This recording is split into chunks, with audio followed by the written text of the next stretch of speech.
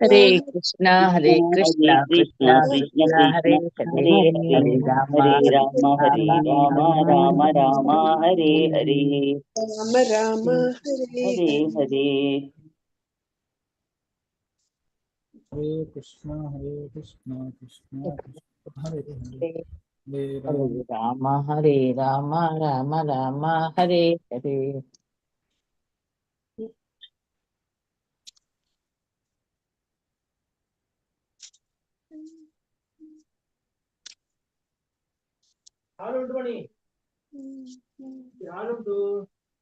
ಹರೇ ಕೃಷ್ಣ. ಎಲ್ಲರಿಗೂ ಕೇಳಿಸ್ತಾ ಉಂಟಲ್ಲ? ಕೇಳಿಸ್ತದೆ ಪ್ರಭು. ಕೇಳಿಸ್ತದೆ ಪ್ರಭು. ಅದರಲ್ಲಿ ನಾವು ನೋಡಿದ್ವಿ ಅಂದ್ರೆ ಅಲ್ಲಿ ಹೇಳ್ತಾರೆ ಮುಕ್ತ ಸಂಘ ಅಂತ. ಅಂದ್ರೆ ಪೃಥ್ವಿರಾಜರ ಬಗ್ಗೆ ಏನು ಅವರು ಯಾವ ರೀತಿ ಅಂದ್ರೆ ರಾಜ್ಯಭಾರವನ್ನು ಮಾಡ್ತಾ ಇದ್ರು. ಅಂದ್ರೆ ಎಲ್ಲ ಏನು ಹೇಳ್ತಾರೆ ಅಂದ್ರೆ ಹೇಗಂದ್ರೆ 84 ಲ್ಯಾಕ್ ಸ್ಪೀಸೀಸ್ ಅನ್ನು ಏನು ಒಂದೇ ರೀತಿಯಲ್ಲಿ ನೋಡುದು. ಅದು ಯಾರಿಗೆ ಸಾಧ್ಯ ಅಂದ್ರೆ ಒಬ್ಬ ಭಗವಂತನ ಭಕ್ತರಿಗೆ ಮಾತ್ರ ಸಾಧ್ಯ. ಅದರಲ್ಲಿ ಹೇಳ್ತಾರೆ ಅಂದ್ರೆ ಯಾರು ಭಗವಂತನ ಭಕ್ತರಿದ್ದಾರೆ ಅಂತವರಿಗೆ ಆ ಏನು ಗುಣಗಳು ಬರುತ್ತದೆ ಅಂತ ನೋಡಿ. ಇದರಲ್ಲಿ ನಾವು ನೋಡ್ಬೋದು ಅಂದ್ರೆ ಋತು ಮಹಾರಾಜರು ಸಹ ರಾಜರು, ಹಾಗೇನೆ ಇಂದ್ರ ಮಹಾರಾಜ ಸಹ ಏನು ರಾಜರೇ, ಇಬ್ರು ರಾಜರೇ. ಆದ್ರೆ ಜಾಸ್ತಿ ನಾವೇನು ಅಲ್ಲಿ ನೋಡ್ಬೋದು ಅಂದ್ರೆ ಪೃಥು ಮಹಾರಾಜರ ಬಗ್ಗೆನು ಜಾಸ್ತಿ ಮಹಿಮೆಯನ್ನು ಹೇಳ್ತಾರೆ. ಅಂದ್ರೆ ಒಂದ್ ದಿವಸ ಪೃಥು ಮಹಾರಾಜರು ಏನು ಅಶ್ವಮೇಧ ಯಜ್ಞವನ್ನು ಮಾಡ್ತಾರೆ. ಎಷ್ಟು ಅಶ್ವಮೇಧ ಯಜ್ಞ ಅವ್ರು ನಡೆಸ್ತಾ ಇರ್ತಾರೆ. ಆಗ ಅವರು ಸಂಪೂರ್ಣವಾಗಿ ಏನು ಹೇಳ್ತಾರಲ್ಲ, 100 ಅಶ್ವಮೇಧ ಯಜ್ಞ ಮಾಡಿದ್ರೆ ಏನಾಗುತ್ತೆ, ಏನು ಸಿಗುತ್ತೆ? ಇಂದ್ರ ಪದವಿ ಸಿಗುತ್ತೆ. ಇಂದ್ರ ಪದವಿ ಸಿಗುತ್ತೆ. ಹಾಗೇನೆ ಇಂದ್ರ ಏನ್ ಮಾಡ್ತಾರೆ, ಅವರ 99 ಯಜ್ಞ ಆಗುತ್ತೆ. ಆಗ ಇನ್ನು 100 ಆಗುವವರೆಯಲ್ಲಿ ಅವ್ರು ಏನ್ ಮಾಡ್ತಾರೆ, ಅವರ ಕುದುರೆಯನ್ನೇನು ಅಲ್ಲಿಂದ ಇದು ಮಾಡ್ತಾರೆ ಅಂತ ತಪ್ಪಿಸ್ಕೊಂಡು ಹೋಗ್ತಾರೆ. ಅಂದ್ರೆ ಯಾಕೆ? ಇಂದ್ರನ ಪದವಿಯಲ್ಲಿ ಏನು ಅವರಿಗೆ ಏನಿರುತ್ತೆ, ಇಂದ್ರನಿಗೆ ಮೋಹ ಇರುತ್ತೆ, ಆಸಕ್ತಿ ಇರುತ್ತೆ. ಈ ಶ್ಲೋಕದಲ್ಲಿ ಏನಿರುತ್ತೆ ಅಂದ್ರೆ ಮುಕ್ತ ಸಂಘ ಅಂತ ಪದವನ್ನು ಒತ್ತಿ ಹೇಳಿದ್ದಾರೆ. ಅಂದ್ರೆ ಯಾವುದೇ ಆದಂತ ಆಸಕ್ತಿ ಇರಬಾರ್ದು. ಈಗ ನಮ್ಗೆ ಒಂದು ಯಾವ್ದಾದ್ರು ಸ್ಥಾನ ಸಿಗುತ್ತೆ, ಆ ಸ್ಥಾನದಲ್ಲಿ ನಾವು ಆಸಕ್ತಿ ಆದ್ರೆ ನಾವು ನಮ್ಮ ಕರ್ತವ್ಯವನ್ನು ನಾವು ಸರಿಯಾಗಿ ಮಾಡ್ಲಿಕ್ಕೆ ಸಾಧ್ಯ ಆಗೋದಿಲ್ಲ. ಇಂದ್ರನಿಗೆ ಯಾವಾಗ್ಲೂ ಯಾವ್ದ ಚಿಂತೆ ಇರುತ್ತೆ, ಯಾವ್ದ್ರ ಚಿಂತೆ ಇರುತ್ತೆ ಅಂದ್ರೆ ನನ್ನ ಸ್ಥಾನ ಹೋಗುತ್ತೆ, ಅಂದ್ರೆ ಯಾರು ಕಿತ್ಕೊಳ್ತಾರೆ. ಹಾಗೇನೆ ಪೃಥು ಮಹಾರಾಜರು ಇದು ಮಾಡುವಾಗ ಅವ್ರಿಗೆ ಏನಾಗುತ್ತೆ ಅಂದ್ರೆ ನನ್ನ ಸ್ಥಾನ ಹೋಗುತ್ತೆ ಅನ್ನುವ ಭಯದಲ್ಲಿ ಅವ್ರು ಏನ್ ಮಾಡ್ತಾರೆ, ಆ ಕುದುರೆಯನ್ನು ಇದು ಮಾಡ್ತಾರೆ. ಆಗ ಅಲ್ಲಿಗೆ ಯಾರು ಬರ್ತಾರೆ ಅಂದ್ರೆ ಮೇಲೆಯಿಂದ ಬ್ರಹ್ಮದೇವರು ಬರ್ತಾರೆ, ಪ್ರಕಟ ಆಗ್ತಾರೆ. ಅವ್ರು ಹೇಳ್ತಾರೆ ಪೃಥು ಮಹಾರಾಜರಿಗೆ ಹೇಳ್ತಾರೆ ಏನು, ನೀನು ಇಲ್ಲಿಗೆ ನಿಲ್ಲಿಸು ಅಂತ. ಆಕ್ಚುಲಿ ಈಗ ತಪ್ಪು ಯಾರು ಮಾಡ್ತಾ ಇರೋದು? ಈಗ ಯಾರು ಪೃಥು ಮಹಾರಾಜರು ಆಕ್ಚುಲಿ ಯಜ್ಞವನ್ನು ಮಾಡ್ತಿದ್ದಾರೆ ಅಶ್ವಮೇಧ. ಆದ್ರೆ ಇಂದ್ರನಿಗೆ ನಿಲ್ಲಿಸಲಿಕ್ಕೆ ಹೇಳ್ಬೇಕಲ್ಲ, ಯಾಕೆ ಇವರಿಗೆ ನಮ್ಮ ಇಂದ್ರನಿಗೆ ಹೇಳ್ಬೇಕಲ್ಲ, ಯಾಕೆ ಪೃಥು ಮಹಾರಾಜಿಗೆ ಹೇಳ್ತಾ ಇದ್ದಾರೆ ಬ್ರಹ್ಮದೇವರು? ಯಾರಿಗಾದ್ರೂ ಹೇಳ್ಬೋದಾ? ಪದವಿ ಬೇಕು ಅವನಿಗೆ. ಓಕೆ, ಅಂದ್ರೆ ನೋಡಿ, ಅಂದ್ರೆ ಒಮ್ಮೆ ಮೋಹದಲ್ಲಿ ಬಿದ್ರೆ ಅವರಿಗೆ ಅದೇ ಬೇಕೇ ಬೇಕು. ಅಂದ್ರೆ ಅವರಿಗೆ ಅದರಿಂದ ಅವರೇನು ಹಿಂದೆ ಕಾಲ್ ತೆಗೆಯೋದಿಲ್ಲ. ಈಗ ಇಬ್ರು ಯಾರಾದ್ರೂ ಇದ್ರೆ, ಒಬ್ಬ ಒಳ್ಳೆಯ ಉತ್ತಮ ಭಕ್ತನಾದ್ರೆ ಅವನಿಗೆ ಹೇಳಿದ್ರೆ ಏನು ಅದು ಅರ್ಥ ಆಗುತ್ತೆ, ಇನ್ನೊಬ್ಬ ಕನಿಷ್ಠ ಭಕ್ತನಿಗೆ ಅದೇನು ಅರ್ಥ ಆಗುದಿಲ್ಲ. ಹಾಗೇನೆ ಬ್ರಹ್ಮದೇವರು ಯಾರಿಗೆ ಹೇಳ್ತಾರೆ ಅಂದ್ರೆ ಪೃಥು ಮಹಾರಾಜರಿಗೆ ಹೇಳ್ತಾರೆ. ಆದ್ರೆ ಪೃಥು ಮಹಾರಾಜು ಏನು ತಿಳ್ಕೊಳ್ಳೋದೇನು ಬ್ರಹ್ಮನ ಆಜ್ಞೆಯನ್ನು ಏನು ಪಾಲನೆ ಮಾಡ್ತಾರೆ. ಯಾಕಂದ್ರೆ ಪೃಥು ಮಹಾರಾಜರು ದೇವರ ಭಕ್ತರು. ಅವ್ರು ಏನು ಕಲ್ಕೊಳ್ತಾರೆ ಅಂದ್ರೆ ಬ್ರಹ್ಮ ದೇವರು ಹೇಳ್ತಾ ಇದ್ದಾರೆ ಅಂದ್ರೆ ಅದರಲ್ಲಿ ಏನಾದ್ರೂ ಉದ್ದೇಶ ಉಂಟು ಅಂತ ಅವರೇನು ತಿಳ್ಕೊಳ್ತಾರೆ. ಅದು ಹೇಳಿದ ತಕ್ಷಣ ವಿಷ್ಣು ಅಲ್ಲಿ ಪ್ರಕಟ ಆಗ್ತಾರೆ, ಹಾಗೇನೆ ಹೇಳ್ತಾರೆ. ಆಗ ಇಂದ್ರ ಬಂದು ಕ್ಷಮೆಯನ್ನು ಸಹ ಏನು ಆಚಿಸ್ತಾರೆ. ಪೃಥು ಮಹಾರಾಜರು ಮತ್ತು ಯಾರು ನಮ್ಮ ಇಂದ್ರನ ಏನು ವ್ಯತ್ಯಾಸ ಅಂದ್ರೆ ಇಲ್ಲಿ ಹೇಳ್ತಾರೆ ಮುಕ್ತ ಸಂಘ ಅಂದ್ರೆ ನಾವು ರಾಜ ಆಲ್ರೆಡಿ ರಾಜ್ಯವನ್ನು ಏನು ಇದು ಮಾಡ್ಬೇಕು, ಆದ್ರೆ ಅದರಲ್ಲಿ ಏನು ಆಸಕ್ತಿ ಆಗ್ಬಾರ್ದು. ನಾವು ಯಾವ್ದಕ್ಕೆ ಆಸಕ್ತಿ ಆಗ್ಬೇಕು ಅಂದ್ರೆ ಸೇವೆಗೆ ಆಸಕ್ತಿ ಆಗ್ಬೇಕು.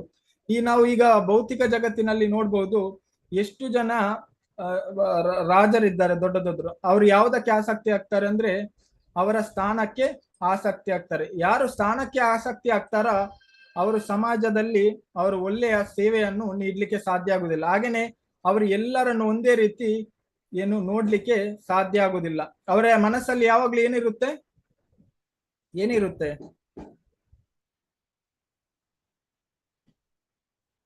ಪದವಿ ಆಸೆ ಪ್ರಭುಜಿ. ಆಸೆ ಇರುತ್ತೆ. ಆ ಪದವಿ ಸ್ಥಾನದ ಆಸೆ ಇರ್ತದೆ, ಮೋಹ ಇರ್ತದೆ, ತಾನು ಮೋಹ ದೊಡ್ಡವನಾಗಬೇಕು ಅಂತ ಹೇಳ್ಕೊಂಡು ಮೋಹ ಇರುತ್ತೆ, ಆಸೆ ಇರುತ್ತೆ. ನಾವು ನೋಡುವ, ಅಲ್ಲಿ ಭಾಗವತಮದಲ್ಲಿ ಒಂದು ಶ್ಲೋಕ ಹೇಳ್ತಾರೆ, ಅದನ್ನು ನೋಡುವ ಈಗ ಒಂದು ನಿಮಿಷ.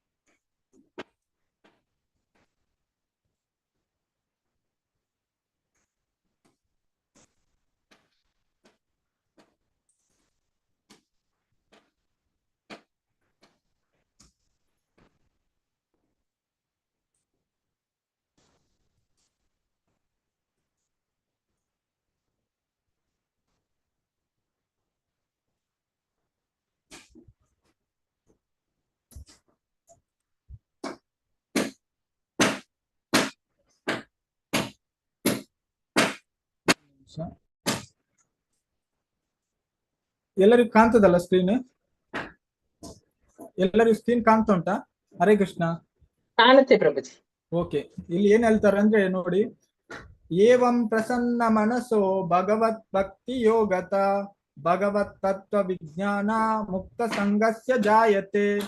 ಇಲ್ಲಿ ಏನ್ ಹೇಳ್ತಾರೆ, ಹೇಗೆ ಶುದ್ಧ ಸದ್ಗುಣ ಸ್ಥಿತಿಯಲ್ಲಿ ಸ್ಥಾಪಿತನಾಗಿ ಭಗವಂತನ ಭಕ್ತಿ ಸೇವೆಯ ಸಂಪರ್ಕದಿಂದ ಮನಸ್ಸು ಪಾಲ್ಗೊಳಗೊಂಡಿರುವ ಮನುಷ್ಯನು ಎಲ್ಲ ಭೌತಿಕ ಸಹವಾಸದಿಂದ ಮುಕ್ತಿಯ ಹಂತದಲ್ಲಿ ದೇವೋತ್ತಮ ವ್ಯಕ್ತಿತ್ವದ ಸ್ಮಾರಕಾತ್ಮಕ ವೈಜ್ಞಾನಿಕ ಜ್ಞಾನವನ್ನು ಪಡೆಯುತ್ತಾನೆ. ಈ ಶ್ಲೋಕ ಏನು ಹೇಳ್ತದೆ ಅಂದ್ರೆ, ಯಾರು ಭಗವಂತನ ಭಕ್ತನಿರ್ತಾನೆ, ಸದ್ಗುಣ ಸ್ಥಿತಿಯನ್ನು ಅವನೇನು ಭಗವಂತನ ಭಕ್ತಿ ಸೇವೆಯಲ್ಲಿ ಸಂಪೂರ್ಣ ಮನಸ್ಸನ್ನೇನು ಪಾಲ್ಗೊಳ್ತಾನೆ, ಅವನಿಗೆ ಏನ್ ಹೇಳ್ತಾರೆ, ಅವನನ್ನು ಏನು ಕರೆಯುತ್ತಾರೆ, ಇಲ್ಲಿ ನಾವು ಇದರ ಶ್ಲೋಕದಲ್ಲಿ ಹೇಳ್ತಾರೆ ಮುಕ್ತ ಸಂಘ. ಅಂದ್ರೆ ಅವರಿಗೆ ಯಾವುದಾದಂತ ಭೌತಿಕ ಆಸಕ್ತಿ ಇರುವುದಿಲ್ಲ. ಈಗ ನೋಡಿ, ಯಾರಾದ್ರೂ ರಾಜ್ಯಭಾರವನ್ನು ಮಾಡ್ತಿದ್ದಾರೆ ಅಂದ್ಮೇಲೆ ಅವ್ರು ಹೇಗಿರ್ಬೇಕಂದ್ರೆ ಅವ್ರು ಮುಕ್ತ ಸಂಘರಾಗಿರ್ಬೇಕು. ಯಾರ ತರ? ಋತು ಮಹಾರಾಜರ ತರ ಇರ್ಬೇಕು. ಅದೇ ಈಗ ನಾವು ಪರ್ಪಟಲ್ಲಿ ಓದಿದ್ವಿ, ಈಗಿನ ರಾಜಕಾರಣಿಗಳು ಏನ್ ಮಾಡ್ತಾರೆ, ಗೋ ಹತ್ಯೆಯನ್ನು ಮಾಡ್ತಾರೆ, ಹಾಗೇನೆ ಮಾಂಸ ಭಕ್ಷಣವನ್ನೆಲ್ಲ ಮಾಡ್ತಾರೆ. ಮತ್ತೆ ಅಲ್ಲಿ ಬಂದು ದೊಡ್ಡ ದೊಡ್ಡ ಏನು ಭಾಷಣವನ್ನು ಕೊಡ್ತಾರೆ.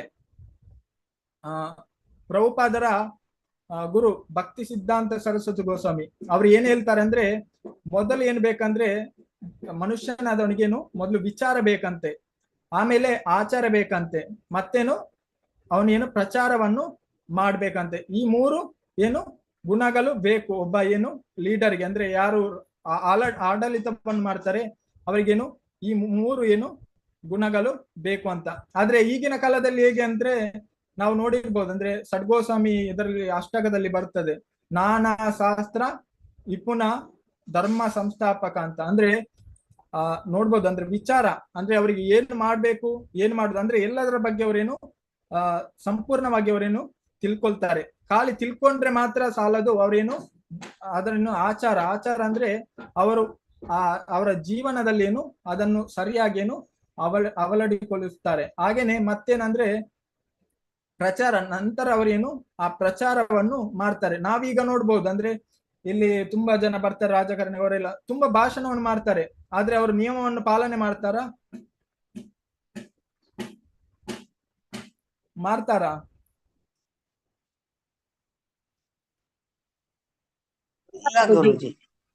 ಇಲ್ಲ, ಮಾಡುದಿಲ್ಲ. ಅಂದ್ರೆ ಈಗ ನೋಡಿ, ನಾವು 4 ನೋಡಿರ್ಬೋದು. ಅಂದ್ರೆ ಈಗ ಇಲ್ಲಿ ಹೇಳ್ತಾರೆ ಅಂದ್ರೆ ಪೃಥುಮಾಲ ಅಂದ್ರೆ 84 ಸ್ಪೀಸೀಸ್ ಅಂದ್ರೆ 84 ಜೀವರಾಶಿಗಳನ್ನೇನು ತನ್ನ ಸ್ನೇಹಿತರ ತರ ನೋಡಿಕೊಳ್ಬೇಕು. ಅಂದ್ರೆ ಈಗಿನವರು ಹೇಗೆ ಅಂದ್ರೆ ಅವರು ನಿಯಮವನ್ನೇ ಪಾಲನೆ ಮಾಡುವುದಿಲ್ಲ. ನಾವು ನೋಡಿದ್ವಿ 4 ನಿಯಮಗಳುಂಟು. ಒಂದು ಯಾವುದು, ನಾವು ಮದ್ಯಪಾನವನ್ನು ಮಾಡಬಾರ್ದು. ಮದ್ಯಪಾನ ಮಾಡುವುದರಿಂದ ಏನಾಗುತ್ತೆ, ಯಾವುದು ಹೋಗುತ್ತೆ, ನಮ್ಮ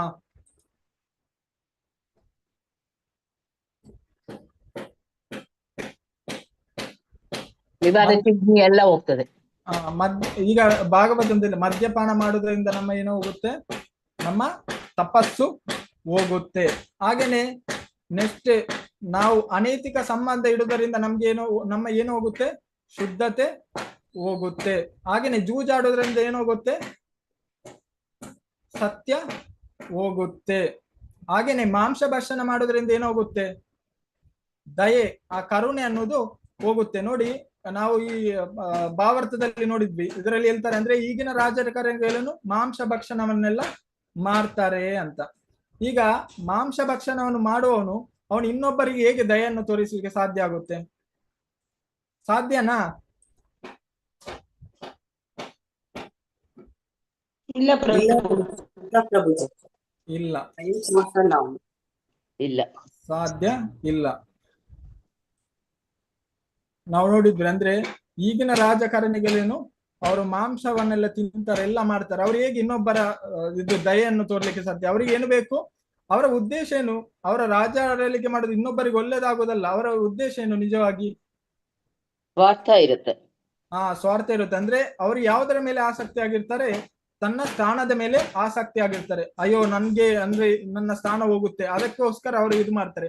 ಆದ್ರೆ ಮೊದಲಿನ ಕಾಲದ ರಾಜರಲ್ಲಿ ಹೇಗಿರ್ತಾರೆ ಅಂದ್ರೆ ಪೃಥು ರಾಜರಾಗಿರ್ಬೋದು, ಪ್ರಹ್ಲಾದ್ ಅವ್ರು ಏನ್ ಹೇಳ್ತಾರೆ, ಸ್ವಾರ್ಥಗತಿ ವಿಷ್ಣು. ಅವರೆಲ್ಲ ಏನು ಭಗವಂತನಿಗೋಸ್ಕರ ಏನು, ಅವ್ರಿಗೆ ಯಾರು ಭಗವಂತನ ಭಕ್ತರು ಆಗಿರೋದಿಲ್ಲ, ಅವರೆಲ್ಲ ಏನು ಸ್ವಾರ್ಥಿಗಳಾಗಿ ಇರ್ತಾರೆ. ಆದ್ರೆ ನಾವು ಅನ್ಕೊಳ್ತೇವೆ ನಮ್ಗೆ ಅವರು ಒಳ್ಳೇದು ಮಾಡ್ತಾರೆ ಅಂತ. ಆದ್ರೆ ಅವ್ರು ಯಾವುದೇ ಆದಂತ ಒಳ್ಳೇದು ಮಾಡ್ಲಿಕ್ಕೆ ಸಾಧ್ಯ ಇಲ್ಲ. ನೋಡಿ, ಪ್ರತಿಯೊಬ್ಬ ಯಾರೇ ಇರ್ಲಿ ರಾಜಕಾರಣ, ಅವರಿಗೊಬ್ಬರು ಯಾರು ಬೇಕಂದ್ರೆ ಅವರಿಗೆ ಇನ್ನೊಬ್ಬರು ಏನು ಬೇಕು, ಅವರಿಗೆ ಸಂಘ ಬೇಕು, ಆಧ್ಯಾತ್ಮಿಕವಾದ ಸಂಘ ಬೇಕು. ಈಗ ನೋಡಿ, ಪೃಥು ಮಹಾರಾಜರು ಅಶ್ವಮೇಧ ಯಜ್ಞ ಮಾಡ್ತಿದ್ರು. ಆಗ ಬ್ರಹ್ಮದೇವರು ಹೇಳಿದ್ರು 99 ಆಗೋ ಯಾರು ನಮ್ಮ ಇಂದ್ರನಿಗೆ ಭಯ ಆಯ್ತು, ನನ್ನ ಸ್ಥಾನವನ್ನು ಇಲ್ಲಿ ಕಳೆದುಕೊಳ್ತೇನಂತ ಅವರು ಇದು ಮಾಡ್ತಾರೆ. ಆಗ ಬ್ರಹ್ಮ ಬಂದು ಹೇಳ್ತಾರೆ ಯಾರಿಗೆ, ಪೃಥು ಮಹಾರಾಜರಿಗೂ. ಆಗ್ಲೇ ಅವರು ನಿಲ್ಲಿಸ್ತಾರೆ. ನಾವಾದ್ರೆ ಹೇಗೆ ಈಗಿನ ನಾನೇ ಯಾಕೆ ನಿಲ್ಲಿಸ್ಬೇಕು, ನನ್ಗೆ ಅವ್ರಿಗೆ ಹಾಗೆ ಏನಿಲ್ಲ. ಅಂದ್ರೆ ಅವರು ತುಂಬಾ ಸಾಮ್ಯ ಸ್ವಭಾವದವರು. ಅವ್ರು ಆಗ್ಲೇ ಹೇಳ್ತಾರೆ, ಸರಿ ಬ್ರಹ್ಮದೇವರು ಏನ್ ಹೇಳ್ತಾರೆ ಅದನ್ನೇನು ಪಾಲನೆ ಮಾಡ್ತಾರೆ, ನನ್ಗಿಂತ ದೊಡ್ಡವರು ಹೇಳಿದ್ರು ಅವರೇನು ಅದನ್ನು ಅನುಕರಿಸ್ತಾರೆ. ಹಾಗೇನೆ ಅವರಿಗೆ ಆ ಸ್ಥಾನದಲ್ಲಿ ಯಾವುದೇ ಆದಂತ ಯಾವುದು ಇದು ಇರುವುದಿಲ್ಲ. ಆದ್ರೆ ಇಲ್ಲಿ ಇಂದ್ರನನ್ನು ನೋಡ್ಬೋದು, ಅವ್ರಿಗೇನು ನನಗೆ ಸ್ಥಾನ ಬೇಕು ಅನ್ನುವ ಏನು ಇಚ್ಛೆ ಇದು ಇರುತ್ತೆ. ಅದೇ ರೀತಿ ನಾವು ನೋಡ್ಬೋದು ಈಗಿನ ರಾಜಕಾರಣಿಗಳಿಗೆ ಸಹ ಏನು, ಅವರಿಗೆ ಮೊದಲು ಏನ್ ಬೇಕಂದ್ರೆ ಸ್ಥಾನ ಬೇಕು. ಸ್ಥಾನಕ್ಕೋಸ್ಕರ ಅವ್ರು ಏನು ಬೇಕಾದ್ರೂ ಮಾಡ್ತಾರೆ. ಈಗ ಇಲ್ಲಿ ಹೇಳ್ತಾರೆ ಪರ್ಪಟಲ್ಲಿ ಈಗಿನವ್ರು ಏನು ಗೋಹತ್ಯೆ ಅಂದ್ರೆ ಅವರು ಅಲ್ಲಿ ಹೇಳ್ತಾರೆ ಅಂದ್ರೆ ದುಷ್ಟರಿಗೆ ಅವರೇನು ಶಿಕ್ಷಿಸ್ಬೇಕು, ಹಾಗೇನೆ ಬಾಕಿ ಇರೋರೇನು ಸಂರಕ್ಷಣೆಯನ್ನು ಮಾಡ್ಬೇಕಂತ. ಈಗ ನೋಡಿ, ಈಗಿನ ರಾಜಕಾರಣಿಗಳು ಏನಂದ್ರೆ ಅವರು ಏನಾದ್ರೂ ಮಾಡಿದ್ರೆ ಅದೇನು ಎಲ್ಲ ಸರಿ, ಅವರು ತಪ್ಪು ಮಾಡಿದ್ರು ಅದೇನು ಸರಿ. ಆದ್ರೆ ಮೊದಲಿನ ಕಾಲದಲ್ಲಿ ಹಾಗೆ ಇರ್ತಿರ್ಲಿಲ್ಲ. ಮೊದಲಿನ ಕಾಲದಲ್ಲಿ ಏನು ಎಲ್ಲ ರಾಜರು ಅವರೇನು ತುಂಬಾ ಧರ್ಮಿಷ್ಠರು ಆಗಿದ್ರು. ಹಾಗೇನೆ ಅವರು ಎಲ್ಲ ನಿಯಮಗಳನ್ನು ಮಾಡ್ತಾ ಇದ್ರು. ನಾನು ಹೇಳಿದೆ ಅಂದ್ರೆ 3 ವಿಚಾರ ಭಕ್ತಿ ಸಿದ್ಧಾಂತ ಸರಸ್ವತಿ ಗೋಸ್ವಾಮಿ ಪ್ರಭುಪಾದರು ಹೇಳ್ತಾರೆ. ಅಂದ್ರೆ ಅವರಿಗೆ ಒಂದು ಮೊದಲನೇ ವಿಚಾರ ಬೇಕು, ಆಮೇಲೆ ಆಚಾರ ಬೇಕು, ಈಗ ಪ್ರಚಾರ ಬೇಕು. ಈಗಿನ ರಾಜಕಾರಣಿಗಳಿಗೆ ನೀವು ಸ್ಟೇಜ್ ಅಲ್ಲಿ ಕೊಡಿ ಮೈಕ, ಏನ್ ಹೇಳ್ತಾರೆ, ಏನು ಕೊಡ್ತಾರೆ ಅವರು? ಏನು ಕೊಡ್ತಾರೆ? ಮೈಕ ಕೊಟ್ರೆ ಏನ್ ಹೇಳ್ತಾರೆ ಅವರು? ಆಶ್ವಾಸನೆ ಭರವಸೆ ಕೊಡ್ತಾರಷ್ಟೇ. ತುಂಬಾ ಭಾಷಣ ಕೊಡ್ತಾರೆ, ಅದು ಮಾಡ್ತೇನೆ. ಆದ್ರೆ ಅವ್ರ ವಿಚಾರ ಇಲ್ಲ, ಅವರಲ್ಲಿ ಆಚಾರ ಇಲ್ಲ. ನೋಡಿ, ಇಲ್ಲಿ ಹೇಳ್ತಾರೆ 84 ಜೀವರಾಶಿ ದಯೆ ತೋರಿಸ್ಬೇಕಂದ್ರೆ ನಾವು ನೋಡ್ಬೋದು ಅಂದ್ರೆ 4 ನಿಯಮ ಪಾಲನೆ ಮಾಡ್ತೇವೆ. ಈಗ ರಾಜನಾದವನು ಸತ್ಯತೆ ಬೇಕು ಅವನಿಗೆ, ಹಾಗೇನೆ ಅವನು ತಪಸ್ವಿ ಆಗಿರ್ಬೇಕು, ಹಾಗೇನೆ ಇನ್ನೊಂದು ಜೀವಿಯ ದಯೆಯನ್ನು ತೋರಿಸ್ಬೇಕು. ಇದೆಲ್ಲ ಬೇಕಾದ್ರೆ ಆ ನಿಯಮಗಳನ್ನು ಪಾಲನೆ ನಾವು ನೋಡ್ಬೋದು. ನಾವು ಮಾಂಸ ಭಕ್ಷಣ ಮಾಡೋದರಿಂದ ನಮ್ಗೇನು ದಯೆ ಹೊರಟೋಗುತ್ತೆ. ನಾವೇ ಖುದ್ದು ಮಾಂಸ ಭಕ್ಷಣ ಮಾಡಿ ಇನ್ನೊಂದು ಜೀವಿಗೆ ಹೇಗೆ ನಾವು ದಯೆ ತೋರಿಸಲಿಕ್ಕೆ ಸಾಧ್ಯ ಆಗುತ್ತೆ?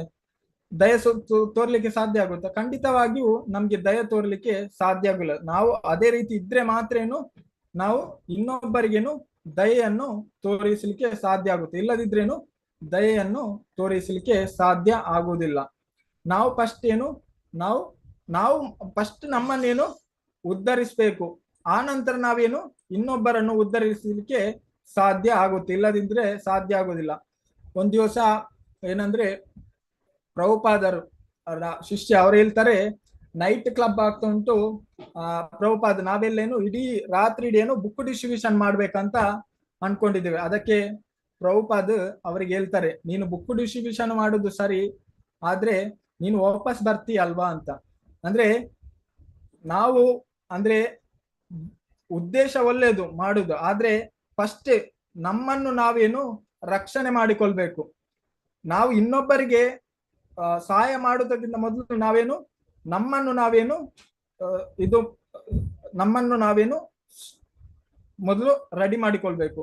ಈಗ ಯಾರಾದ್ರೂ ನೀರಿಗೆ ಬಿದ್ರಿ ಅಂತ ಅನ್ಕೊಳ್ಳಿ, ಆಗ ನನ್ಗೇನೆ ಈಜು ಬರಲ್ಲ, ನಾನು ಇನ್ನೊಬ್ಬರನ್ನು ರಕ್ಷಣೆ ಮಾಡ್ಲಿಕ್ಕೆ ಸಾಧ್ಯನಾ? ಖಂಡಿತವಾಗಿಯೂ ಸಾಧ್ಯ ಇಲ್ಲ. ಹಾಗೇನೆ ಈಗಿನ ರಾಜಕಾರಣಿಗಳು ಅಂದ್ರೆ ಅವರು ವಿಚಾರ ಇಲ್ಲ, ಅವರಿಗೆ ಆಚಾರ ಇಲ್ಲ, ಆದ್ರೆ ಅವರೇನು ಪ್ರಚಾರ ಮಾಡತ್ರ ಮಾಡ್ತಾರೆ.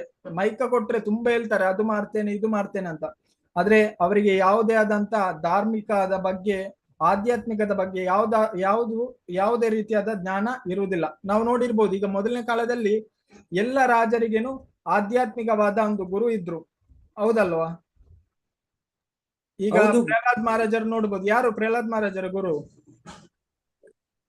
ನಾರದ ಮುನಿ. ನಾರದ ಮುನಿ ಇದ್ರು. ಅವರು ಅವರ ಏನು ಆದೇಶದ ಪ್ರಕಾರವಾಗಿ ನಡೆದುಕೊಂಡು ಹೋಗ್ತಾ ಇದ್ರು. ಹಾಗೇನೆ ನಾವು ಧ್ರುವ ಮಹಾರಾಜರನ್ನು ನೋಡ್ಬೋದು. ಹೀಗೇನೆ ಮೊದಲಿನ ಯಾರು ರಾಜರಿದ್ರು ಅವರೆಲ್ಲ ಯಾರ ಇದು ಇನ್ನೊಬ್ಬರ ಏನು ಅವರಿಗಿಂತ ಉತ್ತಮ ಶ್ರೇಷ್ಠರಾದವರಂತ ಏನು ನಿರ್ಧಾರವಾದ ಪ್ರಕಾರವಾಗಿ ಅವರೇನು ನಡೆದುಕೊಳ್ತಾ ಹೋಗ್ತಾ ಇದ್ರು. ಆದ್ರೆ ಈಗಿನ ರಾಜಕಾರಣಿಗಳು ಹೇಗೆ? ಹೇಳೋದೊಂದು ಮಾಡೋದೊಂದು. ಈಗಿನ ರಾಜಕಾರಣಿಗಳು ಕೆಲವರು ಅಂತೂ ಬಿಡಿ, ಅವರೇನು ಎಲ್ಲವನ್ನು ಸೇವಿಸ್ತಾರೆ, ಮದ್ಯಪಾನ ಮಾಡ್ತಾರೆ, ನಾನ್ ವೆಜ್ ತಿಂತಾರೆ, ಎಲ್ಲ ಮಾಡ್ತಾರೆ, ಆದ್ರೆ ಒಳ್ಳೆಯ ಭಾಷಣವನ್ನು ಕೊಡ್ತಾರೆ. ಆದ್ರೆ ನಮ್ಗೆ ಅದೇನು ಕೇಳಲಿಕ್ಕೆ ತುಂಬಾ ಸಂತೋಷ ಆಗುತ್ತೆ. ಆದ್ರೆ ಆ ರೀತಿ ಅಲ್ಲ. ಮೊದಲೇನು ನಮ್ಮನ್ನು ನಾವೇನು ಉದ್ಧರಿಸ್ಕೊಳ್ಬಹುದು. ಪ್ರಭುಪಾದ ಹೇಳ್ತಾರೆ ಅವರಿಗೆ ಬುಕ್ ನೀವು ಫಸ್ಟ್ ನೀವು ರೆಡಿ ಇದ್ರೆ ಹೋಗಿ, ಆದ್ರೆ ನೀವು ಹೋಗಿ ಅವರ ಜೊತೆ ಮತ್ತೇನು ಸೇರಿಕೊಳ್ಬೇಡಿ ಅಂತ. ಅದಕ್ಕೇನೆ ಭಕ್ತಿ ಸಿದ್ಧಾಂತ ಸರಸ್ವತಿ ಗೋಸ್ವಾಮಿ ಅವ್ರು ಹೇಳುದು ಅಂದ್ರೆ ಮೊದಲು ನಾವೇನು ವಿಚಾರ ಮಾಡ್ಬೇಕು, ಅಂದ್ರೆ ಫಸ್ಟ್ ತಿಳಿದುಕೊಳ್ಬೇಕು ಯಾವುದು ಸರಿ ಯಾವುದು ತಪ್ಪು ಎಲ್ಲರಿಂದ ತಿಳಿದುಕೊಳ್ಬೇಕು. ಆ ನಂತರ ಏನು ನಾವು ಅದನ್ನು ಆಚರಣೆ ಮಾಡ್ಬೇಕು, ಅಂದ್ರೆ ನಾವು ನಮ್ಮ ಜೀವನದಲ್ಲಿ ಅಳವಡಿಸ್ಕೊಳ್ಬೇಕು. ಈಗ ನಮ್ಗೆ ಸಹ ಗೊತ್ತು, ತುಂಬಾ ವಿಷಯ ಗೊತ್ತು. ಈಗ ರಾಜಕಾರಣಿಗಳಿಗೆ ಸಹ ಗೊತ್ತು, ಎಲ್ಲರಿಗೂ ಗೊತ್ತು ಕೆಲವು ವಿಷಯ, ಅಂದ್ರೆ ಇದು ಮಾಡೋದು ತಪ್ಪು, ಇದನ್ನು ಮಾಡಬಾರ್ದು, ಆದ್ರೂ ಮಾಡುದಿಲ್ವಾ? ಮಾಡ್ತಾರೆ ಪ್ರಭುಜಿ. ಈಗ ನಾವು ನೋಡಿ, ನಮ್ಮದೇ ವಿಷಯ ನೋಡಿ, ನಮ್ಗೆ ತುಂಬಾ ಆಧ್ಯಾತ್ಮಿಕ ಜ್ಞಾನ ಉಂಟು, ಗೊತ್ತು ಕೆಲವು ವಿಷಯ ನಾವು ಮಾಡಬಾರ್ದು ಅದಿಲ್ಲ, ಆದ್ರೂ ನಮಗೆ ನಮ್ಮ ಕೈಯಿಂದ ಆಗುತ್ತಾ ಕೆಲವೊಮ್ಮೆ ಮಾಡ್ಲಿಕ್ಕೆ? ಇಲ್ಲ ಪ್ರಭುಜಿ, ಸಾಧ್ಯ ಆಗುದಿಲ್ಲ. ಅಂದ್ರೆ ನಾವು ಮೊದಲು ನಾವೇನು ವಿಚಾರ ಮಾಡ್ಬೇಕು, ನಂತರ ನಾವೇನು ನಮ್ಮ ಜೀವನದಲ್ಲಿ ಅದನ್ನು ಆಚಾರ ಮಾಡ್ಬೇಕು. ಆಚರಣೆ ಮಾಡಿದಾಗ ನಾವೇನು ಪ್ರಚಾರ ಮಾಡಿದ್ರೆ ಅದು ಸರಿಯಾಗುತ್ತೆ. ಒಬ್ಬ ರಾಜಕಾರಣಿ ಆದವನು ಮೊದಲು ಏನು ಬೇಕಂದ್ರೆ ಅವನಿಗೆ ಮೊದಲು ಅವನು ವಿಚಾರ ಮಾಡ್ಬೇಕು, ನಂತರ ಅವನಿಗೆ ಆಚಾರ ಬೇಕು, ನಂತರ ಅವನೇನು ಪ್ರಚಾರವನ್ನು ಮಾಡ್ಲಿಕ್ಕೆ ಸಾಧ್ಯ. ಅವನು ಇನ್ನೊಂದು ಜೀವಿಗೆ ದಯೆಯನ್ನು ತೋರಿಸಲಿಕ್ಕೆ ಅವನು ಫಸ್ಟ್ ಅವನು ಭಗವಂತನ ಭಕ್ತನಾಗಿ ಇರ್ಬೇಕು, ಇಲ್ಲದಿದ್ರೆ ಸಾಧ್ಯ ಇಲ್ಲ. ನೋಡಿ, ಯಾರೇ ಇರ್ಲಿ ಅವರಿಗೇನು ಸ್ವಾರ್ಥ ಅನ್ನೋದು ಇದ್ದೇ ಇರುತ್ತೆ. ಯಾರು ಭಗವಂತನ ಭಕ್ತ ಇರ್ತಾನೆ ಅವನು ಮಾತ್ರ ಮುಕ್ತ ಸಂಘನಾಗಿ ಇರ್ಲಿಕ್ಕೆ ಸಾಧ್ಯ. ಈಗ ನೋಡಿ, ನಾವು ಪ್ರಭುಪಾದರನ್ನೇ ನೋಡ್ಬೋದು. ಅವರು ವಿದೇಶಕ್ಕೆ ಹೋದ್ರು. ವಿದೇಶಕ್ಕೆ ಹೋಗಿ ಏನ್ ಮಾಡಿದ್ರು ಅವರು? ಪ್ರಭುಪಾದರು ಏನು ಮಾಡಿದ್ರು? ಪ್ರಚಾರ ಮಾಡಿದ್ರು. ಅವ್ರು ಪ್ರಚಾರ ಮಾಡುವಾಗ ಯಾರನ್ನ ಹೇಳ್ತಾರೆ? ಅವ್ರು ಹೇಳ್ತಾರೆ, ನನ್ನ ಗುರು ಭಕ್ತಿ ಸಿದ್ಧಾಂತ ಸರಸ್ವತಿ ಗೋಸ್ವಾಮಿ ಮಹಾರಾಜ ನಮ್ಗೆ ಹೇಳ್ತಿದ್ದಾರೆ ಪ್ರಚಾರವನ್ನು ಮಾಡ್ಲಿಕ್ಕೆ. ಅವರಿಗೆ ಯಾವುದೇ ಆದಂತ ಉದ್ದೇಶ ಇತ್ತ? ಅಲ್ಲ ಪರ್ಸನಲ್, ನನಗೆ ಗೌರವ ಕೊಡ್ಬೇಕು, ಅಲ್ಲ ನನಗೆ ಈ ಸ್ಥಾನ ಬೇಕು, ಏನಾದ್ರೂ ಇತ್ತು ಅವರಿಗೆ? ಯಾವುದೇ ಆದಂತ ಅವರಿಗೆ ಯಾವುದೇ ಆದಂತ ಉದ್ದೇಶ ಇರ್ಲಿಲ್ಲ. ಅವ್ರ ಖಾಲಿ ಅವರ ಗುರು ಹೇಳಿದೇನು ಆದೇಶವನ್ನು ಮಾಡ್ಬೇಕಾಗಿತ್ತು. ಅಂದ್ರೆ ಹೇಳ್ತಾರೆ, ಭಗವಂತನ ಭಕ್ತರು ಹೇಗಿರ್ತಾರೆ ಅಂದ್ರೆ ಪರಾ ದುಃಖ ದುಃಖಿ, ಅಭಕ್ತರು ಹೇಗಿರ್ತಾರೆ ಅಂದ್ರೆ ಪರಾ ದುಃಖ ಸುಖಿ. ಭಕ್ತರಿಗೆ ಬೇರೆಯವರೇನು ದುಃಖವನ್ನು ನೋಡಿ ಬೇಜಾರಾಗುತ್ತೆ, ಹಾಗೆ ಅಭಕ್ತರಿಗೇನು ಬೇರೆಯವರ ದುಃಖವನ್ನು ನೋಡಿ ಖುಷಿಯಾಗುತ್ತೆ. ಪ್ರಭುಪಾದರು ನೋಡಿ, ಅವರ ಪ್ರತಿ ಕ್ಷಣವೂ ಅವರ ಗುರುವಿನ ಮಾರ್ಗದರ್ಶನದ ಪ್ರಕಾರವಾಗಿ ಅವರ ಪ್ರಚಾರವನ್ನು ಮಾಡ್ತಾ ಇದ್ರು. ಹಾಗೇನೆ ಮೊದಲಿನ ರಾಜರು ಸಹ ಎಲ್ಲರೂ ಏನು ಅವರ ಯಾರು ಗುರು ಇದ್ದಾರೆ ಅವರ ಪ್ರಕಾರವಾಗಿ ಎಲ್ಲವನ್ನೇನು ನಡೆದುಕೊಳ್ತಾ ಹೋಗ್ತಾ ಇದ್ರು. ಆದ್ರೆ ಈಗಿನ ಕಾಲದಲ್ಲಿ ಏನಾಗಿದೆ ಅಂದ್ರೆ ಎಲ್ಲರೂ ಏನು ಅವರ ಮನಸ್ಸು ಬಂದಂತೆ ಅವ್ರು ಮಾಡ್ತಾ ಇದ್ದಾರೆ. ಈಗ ಯಾರಾದ್ರೂ ರಾಜಕಾರಣಿಗ ಮಗ ಏನಾದ್ರೂ ತಪ್ಪು ಮಾಡಿದ್ರೆ ಅವನಿಗೆ ಶಿಕ್ಷೆ ಕೊಡ್ತಾರ ಸರಿಯಾದ ಹೇಳಿ? ಕೊಡೋದಿಲ್ಲ ಪ್ರಭುಜಿ. ಕೊಡುದಿಲ್ಲ. ಅವ್ರಿಗೇನಿರುತ್ತೆ ಇನ್ಫ್ಲುಯೆನ್ಸ್ ಇರುತ್ತೆ. ಈಗ ನೋಡಿ ದೊಡ್ಡ ದೊಡ್ಡ ವ್ಯಕ್ತಿ ಜನರು ಏನಾದ್ರು ತಪ್ಪು ಮಾಡಿದ್ರೆ ಏನ್ ಹೇಳ್ತಾರೆ, ನಿಮ್ಗೆ ಗೊತ್ತಲ್ಲ ನನ್ನ ತಂದೆಯರು ಅಂದ್ರೆ ಅವರು ಅದನ್ನೇನು ದುರುಪಯೋಗ ಪಡಿಸ್ತಾರೆ. ಆದ್ರೆ ಇದರಲ್ಲಿ ಹೇಳ್ತಾರೆ ನಿಜವಾದ ರಾಜನಾದವನೇನು ಎಲ್ಲಾ ಜೀವಿಗಳನ್ನು ಒಂದೇ ರೀತಿ ನೋಡ್ಕೊಳ್ತಾನೆ, ಹಾಗೇನೆ ಅವರೇನು ದುಷ್ಟರಿಗೇನು ಶಿಕ್ಷಿಸ್ತಾರೆ ಅಂತ ಇಲ್ಲಿ ಪ್ರಭುಪಾದರು ಭಾವಾರ್ಥದಲ್ಲಿ ಹೇಳ್ತಾರೆ. ಅಂದ್ರೆ ಮೊದಲಿನ ಕಾಲದಲ್ಲಿ ಒಬ್ಬ ರಾಜ ಇದ್ದ, ಅವನ ಹೆಸರು ಏನು ಚಕ್ರವರ್ತಿ ಅಂತ ರಾಜ. ಅವನ ಮಗ, ಈಗ ರಾಜನ ಮಗನಾದವರಿಗೆ ಏನಿರುತ್ತೆ ಅಂದ್ರೆ ಸ್ವಲ್ಪ ಜಂಬ ಇರುತ್ತೆ. ಅವನು ಏನ್ ಮಾಡ್ತಾನೆ, ಒಂದು ದಿವಸ ಅವನು ಮೊದಲು ರಥದಲ್ಲಿ ಹೋಗ್ತಾ ಇದ್ರು, ರಥದಲ್ಲಿ ಹೋಗ್ತಾ ಇದ್ದ. ಹಾಗೇನೆ ಒಂದು ದನ ಸಹ ಇರುತ್ತೆ ಅವನ ಮುಂದು ಭಾಗದಲ್ಲಿ. ಹಾಗೇನೆ ಅವನು ಆ ದನವನ್ನು ಅಂದ್ರೆ ನಾನ್ ರಾಜನ ಮಗೆ ನಾನೇ ಯಾಕೆ ಅಂದ್ರೆ ಸೀದಾ ಹೋಗ್ತಾನೆ, ಹೋಗಿ ಆ ದನದ ಕಾಲಿನ ಮೇಲೆ ಆ ರಥವನ್ನು ತಗೊಂಡು ಹೋಗ್ತಾನೆ. ತಗೊಂಡು ಹೋದ ಸಂದರ್ಭದಲ್ಲಿ ಆ ಕರುವಿನ ತಾಯಿ ಅಲ್ಕೊಂಡು ಎಲ್ಲಿಗೆ ಹೋಗ್ತಾರೆ ಅಂದ್ರೆ ರಾಜನ ಬಳಿಗೆ ಹೋಗ್ತಾರೆ. ರಾಜನ ಬಳಿಗೆ ಹೋಗಿ ತನ್ನ ದುಃಖವನ್ನು ಆಗ ಏನಾಯ್ತಂತ ಗೊತ್ತಾಗುತ್ತೆ. ತನ್ನ ಮಗ, ಅಲ್ಲಿ ಇರುವವರು ಹೇಳ್ತಾರೆ ಪ್ರಜೆಗಳು, ಅಂದ್ರೆ ನಿಮ್ಮ ಮಗ ನಿಮ್ಮ ಏನು ಆ ದನದ ಈ ತಾಯಿಯ ಕರುವಿನ ಮೇಲೇನು ಅವನು ತನ್ನ ರಥದ ಚಕ್ರವನ್ನು ತಗೊಂಡು ಹೋಗಿದ್ದಾನಂತ. ಅದಕ್ಕೆ ನೆಕ್ಸ್ಟ್ ಕ್ಷಣ ಆ ಚಕ್ರವರ್ತಿ ರಾಜ ಏನ್ ಮಾಡ್ತಾನೆ, ತನ್ನ ಮಗನನ್ನು ಅಲ್ಲಿ ಇಟ್ಟು ಏನ್ ಮಾಡ್ತಾರೆ, ಅವರು ಸಹ ಆ ರಥವನ್ನು ಅವನ ಎರಡು ಕಾಲು, ಈ ದನದ ಒಂದು ಕಾಲಿನ ಮೇಲೆ, ಇವನು ಎರಡು ಕಾಲಿನ ಮೇಲೆ ತಗೊಂಡು ಹೋಗ್ತಾರೆ.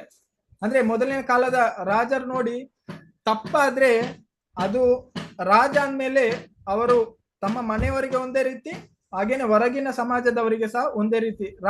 ರಾಜನಾದವನು ಹೇಗಿರ್ಬೇಕು ಅಂದ್ರೆ ನಮ್ಮ ಮನೆಯವರಿಗೆ ಬೇರೆ ಅಲ್ಲ, ಹೊರಗಿನವರಿಗೆ ಬೇರೆ ಇರ್ಬೇಕಾ?